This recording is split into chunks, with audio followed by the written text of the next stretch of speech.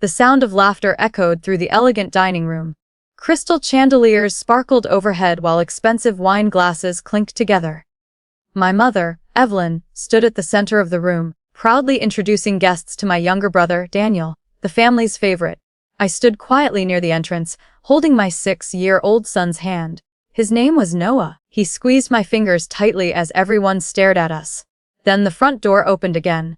A man in dusty work boots walked inside carrying a large toolbox over his shoulder. His jeans were covered with paint, and his hands were rough from years of hard work. Before he could even say hello, my mother burst into laughter. "Oh, look," she said loudly enough for every guest to hear. "The handyman finally made it." Several relatives laughed. Someone whispered, "She couldn't even marry a real businessman." Another added, "Looks like she brought the repairman to a family dinner." The room filled with quiet mockery. The man simply smiled.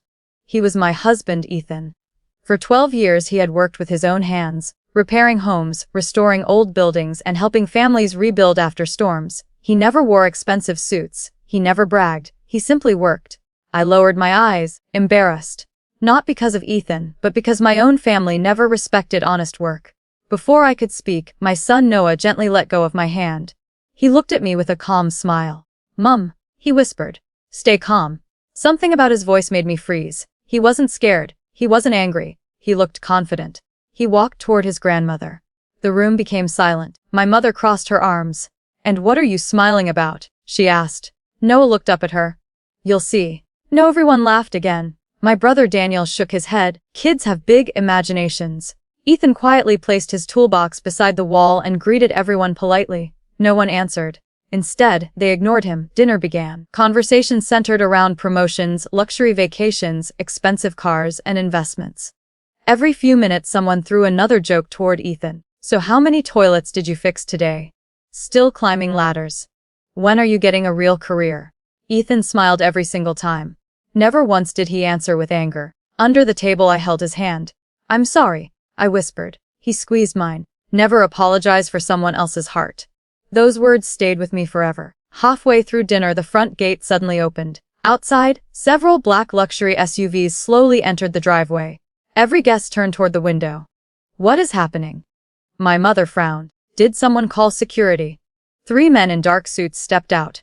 Behind them came a woman carrying several leather folders. She walked directly toward Ethan. "Mr. Carter," she said respectfully, "we apologize for interrupting your evening." The entire room froze. "Mr. Carter," she continued, "the city council approved the restoration contract this afternoon." She placed the folder on the table. "Your company has officially been awarded the $1,200 million National Reconstruction Project." Silence. Absolute silence. My mother's smile disappeared. Daniel nearly dropped his glass. One guest whispered, $1,200 million. The woman smiled politely. There were over 80 international companies bidding. Mystery. Carter's team was selected unanimously. Another man stepped forward. "The governor also asked us to personally congratulate you." Ethan scratched the back of his neck like nothing unusual had happened.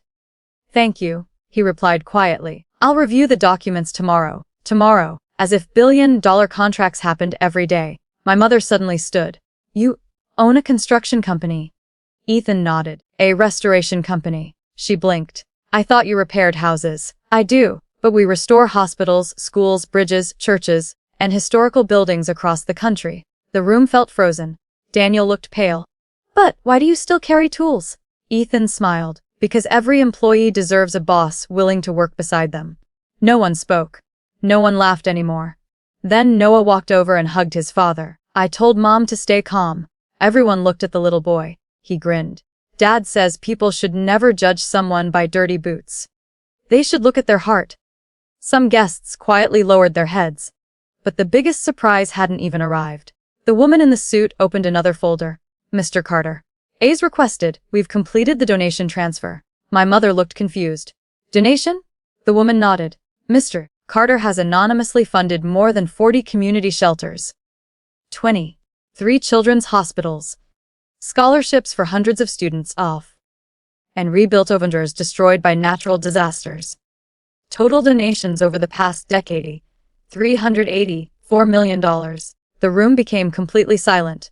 One elderly aunt began crying. "You never told anyone?" Ethan shook his head. If people know your kindness only because you announced it, then it isn't kindness. My mother's eyes filled with tears. She slowly walked toward Ethan. For years she had mocked him, ignored him, embarrassed him. Today she couldn't even meet his eyes. "I'm sorry," she whispered. "I judged you by your clothes." Ethan gently picked up his old toolbox. "No. You judged me before you even knew me." Those words hit harder than any insult. My mother broke down crying. I spent my life teaching people success meant expensive things. And today, my grandson taught me success looks like humility. Noah walked over and hugged her. "It's okay, Grandma. My dad says everyone gets another chance." She hugged him tightly. Months later, my mother sold many of her luxury possessions. Together with Ethan, she helped renovate homeless shelters. She volunteered every weekend. For the first time in years, she stopped asking people what they owned. She started asking how she could help. At the grand opening of a new children's hospital funded entirely by Ethan's company, reporters asked him one question. "What inspired you to give away so much?" He looked toward Noah. "My son." Then he smiled. "Because I want him to grow up believing dirty hands can build beautiful futures." The crowd applauded. My mother quietly wiped away another tear. Years later, whenever people admired Ethan's success, she always smiled and repeated the lesson that changed her life forever. The richest people aren't the ones with the cleanest suits. They're the ones whose hands have lifted the most people. And every time Noah heard those words, he smiled. Because he remembered the day everyone laughed at the handyman. Before they discovered he had been building hope all along.